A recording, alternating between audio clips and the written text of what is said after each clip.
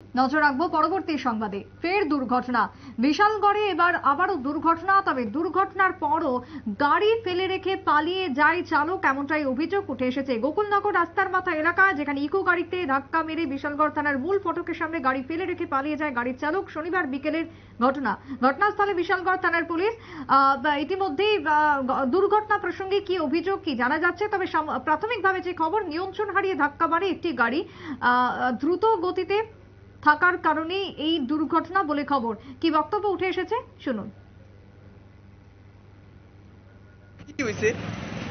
ওই সাপ্লাই জলে জমাইছে, তারা যে গাড়ি ফেলাই যেতেছে, এতটুকু গাড়ি চলতে পুলিশ এসে সেটা কোন জায়গা এটা? বিশালগড় কালীবাড়ির সাথে। কি মনে হয় যে এটা কি চুরির গাড়ি বা না না, এইসব আমি কেমনে বলবো? গাড়ি হঠাৎ করে তারা গাড়িটা ফালাই গেছে? হ্যাঁ, হ্যাঁ। এটা কি তারা দৌড় দিছে না না না, দৌড় লাগবে, তারা গেছে না? পুলিশ আগে কি দেখছে? পুলিশে তো দেখছে গাড়ি চলতি, মানে কোনো গান বাজতেছে, গান বাজছে। এখন আপনারা কি আতঙ্ক হয়ে গেছেন? না না, আমি তো খুব বিয়ের গাড়ি না, বিয়ের গাড়ি এখন তারা দেখছে, সাম্পাতি দেখছে।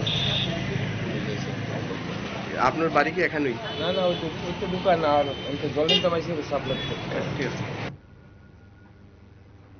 আপনারা শুনলেন সংশ্লিষ্টের বক্তব্য। বিশালগড়ে দুর্ঘটনা, ফের একবার দুই গাড়ির সংঘর্ষে দুর্ঘটনা সংঘটিত। তবে ব্যক্তিগত গাড়ির মালিক দুর্ঘটনা হওয়ার পরই গাড়ি থানার সামনে রেখে পালিয়ে যায়, এমনটাই অভিমত উঠে এসেছে প্রত্যক্ষদর্শীদের তরফ থেকে।